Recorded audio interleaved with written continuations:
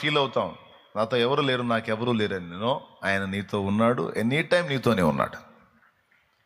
Any time నీతోనే ఉన్నాడు కాబట్టే నువ్వు ఎన్నిసార్లు వేదన పడి దేవా నాతో మాట్లాడు అంటే అన్నిసార్లు నీకు అందుబాటులోకి వచ్చి కరెక్ట్గా నీకు సంబంధించిన మాటలు నీకు అందించి నిన్ను ధైర్యపరిచాడు. ఎంతమంది ఒప్పుకుంటారు? కొన్నిసార్లు నీకు ఆశ్చర్యం కూడా, ఏదో ఆశువుగా నువ్వేదో ఆలోచనలు చేసుకున్నావు, అవి నెరవేరినాయి. నువ్వేదో చేసుకున్న ఆలోచనలు ఎలా నెరవేరినాయి అంటే నీ ఆలోచనలన్నిటినీ గమనించేవాడెవరో ఎనీ టైం నిన్ను అబ్జర్వ్ చేస్తున్నాడు. నెరవేర్చదగ్గవన్నీ నెరవేరుస్తున్నాడు, నెరవేర్చకూడని వాటిని అట్లా ఆపుతున్నాడు. ఆఖరికి తినే ఆహార పదార్థంతో సహా ఫలానా పదార్థం నేను తినాలని నీకు కోరిక కలిగితే అదే రోజు సాయంత్రానికి అది నీకు వచ్చేటట్టు చేస్తున్నాడు. తినే తిండి దగ్గర నుంచి సమస్త విషయాల్లో నీకు అందుతుంది అది ఆశ్చర్యంగా. నీకు ఎట్లా అనిపిస్తుంది అంటే అదే నేను విచిత్రం ఉంది, నాకు అసలు నేను అనుకోలేదు, అసలు ఈరోజు పొద్దునేదో అట్లా అనిపించింది, అది ఎలా వచ్చింది అంటే నీ హృదయములో నీవు అనుకున్న వాటిని కూడా నిరంతరం అబ్జర్వ్ చేస్తూ చేయదగ్గ వాటిని అన్నిటిని కూడా చేసి నెరవేరుస్తూ నీకు ఎనీ టైం తాను తోడై ఉన్నాడు అని మేలు చేయుట చేత రుజువు చూపిస్తున్నాడు.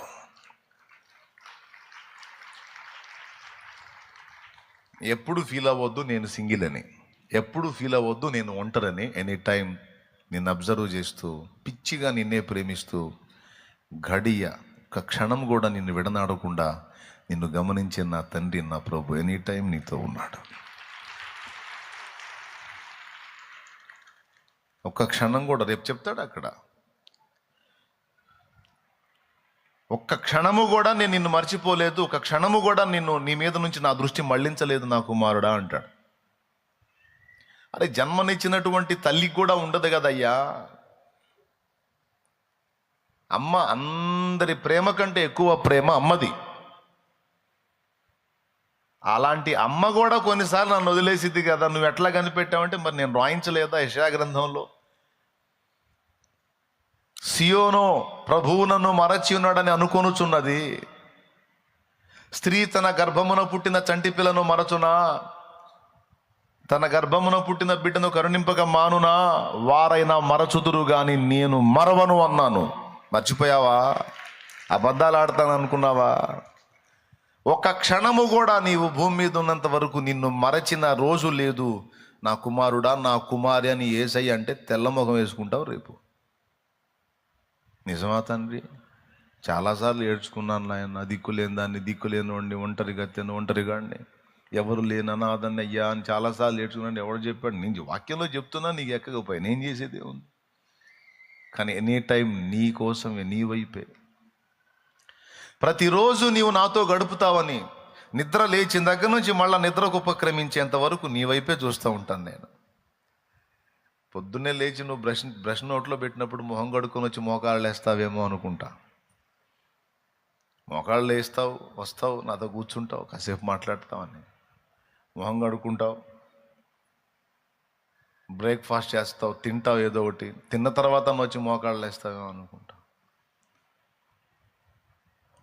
తినకముందు స్నానానికి పోతావు, అప్పుడన్నా స్నానం చేసుకొని వచ్చి మోకాళ్ళు, ఆ ఫ్రెష్నెస్లో మోకాళ్ళు వేస్తావు అనుకుంటా.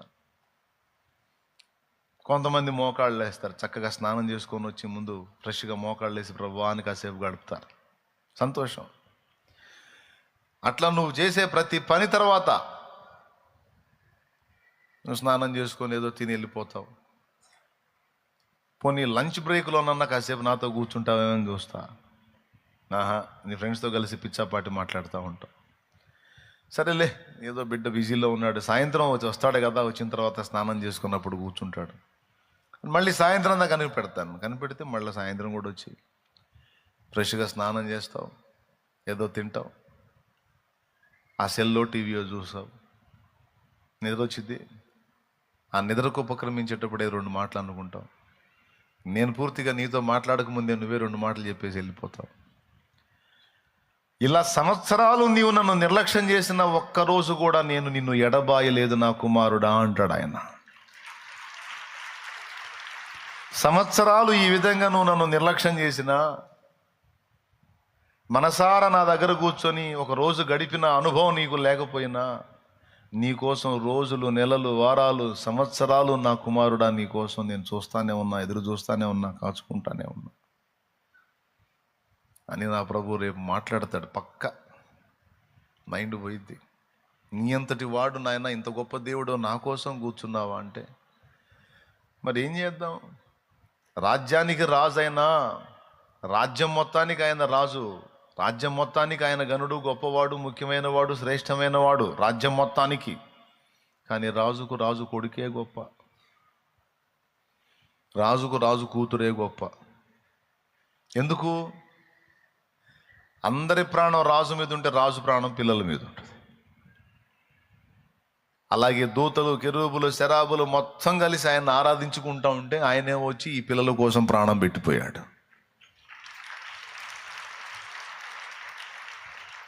అందరికీ ఆయన గొప్ప అయితే ఆయనకేమో ఈ పిల్లలు గొప్ప. ఈ పిల్లలే మంచి పిల్లల, జిల్లాకు పిల్లలు. ఇందులో ఒకడు మంచోడు లేడు. నా వంటి నరుడొకడు నన్ను ప్రేమించిన నా వలన ఫలము గోరు. ఆహా, నీ వంటి పుణ్యాత్మునికి నాలాంటి పాపాత్ముడితో ఏం ఉపయోగం ఉంది నాయనా? నీకేం కొదువైన నన్ను నా కోసం వచ్చావయ్యా? నాకు అర్థమైంది. ఏమర్థమైంది?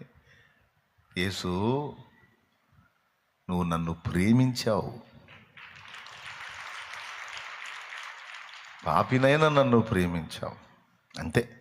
నీ ప్రేమ నిష్కారణపు, నీ ప్రేమ ఇది, మరి వేరే హేతువు లేదు నాయడ. నిష్కారణపు నీ ప్రేమ ఇది, మరి వేరే హేతువు లేదు నాయడ. ఉన్న పాటున వచ్చు. ఏమంటే నిష్కారణపు ప్రేమ తప్ప ఇంకోటి ఏమీ లేదు నాయన. పిచ్చి మహారాజా, అమ్మా నన్ను ఎందుకే ఇంత ప్రేమిస్తావు? అమ్మా నన్ను ఎందుకే ఇంత ప్రేమిస్తావు? నువ్వు పెద్దోడు అయిన తర్వాత నన్ను ఉద్ధరిస్తావని ఆయన అని ఎప్పుడన్నా అమ్మ చెప్పిందా నీకు? ఏమయ్యా, ఎప్పుడన్నా చెప్పిందా? మీ నాన్న చెప్పాడా? నువ్వు పెద్దోడు అయ్యి మునగాడు అయ్యి మమ్మల్ని ఉద్ధరిస్తావని అని ఎప్పుడన్నా నాన్న చెప్పాడా? నిద్రలో కూడా అనుకోరు వాళ్ళు. కానీ నువ్వు నిన్నంటే ప్రాణంగా ప్రేమిస్తారు వాళ్ళు. వాళ్ళ లైఫ్లో వాళ్ళకి అన్నిటికంటే ముఖ్యం నువ్వే. ఇంత ప్రేమ ఎందుకు అమ్మకి నీ మీద అంటే, నువ్వేదో పెరిగి పెద్ద ఇదయ్యి నువ్వేదో ఆ లైఫ్ ఇస్తావు, ఆమెకి లైఫ్ ఇస్తావనో, లేదా ఆమె భర్తకి అంటే నీ నాన్నకి లైఫ్ ఇస్తావనో కాదు.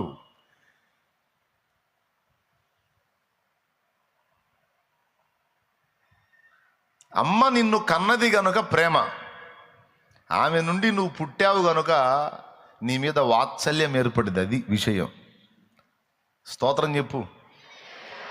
అట్లా ఎందుకు ఉండదులే అన్న. ఇప్పుడు ఏ తల్లిదండ్రి అయినా బిడ్డను కన్న తర్వాత ఆడు పెరిగి పెద్ద ఏదో మనకు ఉపయోగపడతాడన్న ఆశ ఉండకుండా ఊరుకుంటుందిలే అన్న, దాన్ని బట్టే ప్రేమిస్తారు కానీ అనే లాజిక్ నువ్వు మాట్లాడతావా? దానికి నా ప్రశ్న ఒకటి ఉంది. సరే, కాళ్ళు చేతులు బాగున్న కొడుకుని అమ్మ ప్రేమించింది ఎందుకంటే ఆడు పెరిగి పెద్దోడే ఉపయోగపడతాడని. మరి కాళ్ళు చేతులు పని చేయని కొడుకుని చంపేసిద్దా అమ్మ? ఏమయ్యా, చంపేసిద్దా? ఆడు జీవితకాలం మంచంలో ఉండేవాడైనా సరే వాడిని కన్నందుకు ఆ ప్రేమను బట్టి వాడికి 1-2 కూడా ఎత్తిపోసి ఆ ఉన్నంత వరకు వాడికి ఊడిగం చేస్తానే ఉంటుంది. అది ఎందును బట్టి? ఈ కాళ్ళు చేతులు చచ్చుబడ్డవాడు లేచి వీడు పనిచేసి నన్ను బతికిస్తాడన్న ఆశతోనా? ఇప్పుడు మీకు అర్థమైద్ది అమ్మ ప్రేమ నిస్వార్థమైనదని. ఒక్కొక్క దరిద్రుడు మాట్లాడతాడు, ఊరికేమన్నా ఇది చేశారా ఏంది నాకు, ఏం చేశారని నాకు, చేస్తే చేశారు, ఎందుకు చేశారంటే నేనేదో వాళ్ళకి ఉపయోగపడతానని చేశారంటాడు. ఏం తీసుకొని కొట్టాలో అని అర్థం కాదు. దేవునికి స్తోత్రం కలుగును గాక. పిచ్చి మాటలు వాగుతూ ఉంటాడు ఒక్కొక్కడు. నా నుండి ఏదో ఆశించి చేశారు, నా నుండి ఏదో ఆశించి చేశారని ఒకడంటే ఒకడేమో అసలు నాకేం చేయలేదు. ఏం చేశారు? నాకు జన్మనిచ్చారు, పెంచి పెద్ద చేశారు, వస్త్రం ఇచ్చారు, ఆహారం పెట్టారు. ఏం చేశారని అడగకూడదు, అనకూడదు. ఏం చేశారు నాకు తల్లిదండ్రి అనేది ఏంది? అది తప్పే. నా నుండి స్వార్థముతో, నా నుండి ఏదో ఆశించి నన్ను పెంచి పెద్ద చేశారు అనటం కూడా తప్పే, రెండు తప్పే. ఒరే పిచ్చోడా, పిచ్చిదానా, నీ కాళ్ళు చేతులు పని చేసి నువ్వేదో పోటుగాడు అవుతావని కాదు. నీ కాళ్ళు చేతులు పని చేయకుండా చచ్చుబడిన స్థితిలో నువ్వు బెడ్ మీద ఉన్న జీవితకాలం నీకు కూడుబెట్టి నీకు మొత్తం ఎత్తిపోసి బతికిస్తారు అమ్మా నాన్న. ఎందును బట్టి అంటే నువ్వేదో ఉపయోగపడతావని కాదు, వారి ప్రేమ, కన్న ప్రేమ, అదే ప్రేమతో దిగొచ్చాడండి ఆయన. ఎందుకయ్యా నా మీద ఇంత నీకు ప్రేమ అంటే, అరే కన్నోండిరా నేను, నీ పనికొచ్చే కొడుకును కాదు, పనికొచ్చే కూతుర్ని కాదు, ఏ మంచి లేదు నా దగ్గర. మరి ఇంత పాపాల పుట్టలాగున్న నా బతుకు ఎంత ప్రేమించావు నాయనా, చచ్చిపోయావేంది తండ్రి నా కోసం. దీన్ని బట్టి అర్థం చేసుకోవాలి బిడ్డలారా, దేవుడు నిన్ను చనిపోవునంతగా ప్రేమించాడు. ఎందుకంత శ్రద్ధ నువ్వంటే ఆయన కన్నవాడు గనుక. అదేంది నన్ను కన్నదే మా అమ్మ కదంటే, మీ అమ్మ కడుపులో వేసింది ఆయనే గనుక. అమ్మ కంటే కూడా ఎక్కువ శ్రద్ధ ఆయనకి. అర్థమైందా? ఇప్పుడు ఎవరన్నా ఫీల్ అవుతారా ఇక నేను సింగిల్ అని? ఎప్పుడు అలా ఫీల్ అవ్వద్దు. ఎందుకంటే ఆయనే చెప్పాడు, యుగ సమాప్తి వరకు సదాకాలము నేను మీతో కూడా ఉన్నాను, ఉంటాను, ఉండబోతున్నాను అల్లా, ఉన్నాను అన్నాడు. ఉండబోతున్నాను అంటే భవిష్యత్తులో జరిగిద్ది, ఉంటాను అది కూడా తర్వాతే. ఆ రెండు అల్లా ఉన్నాను.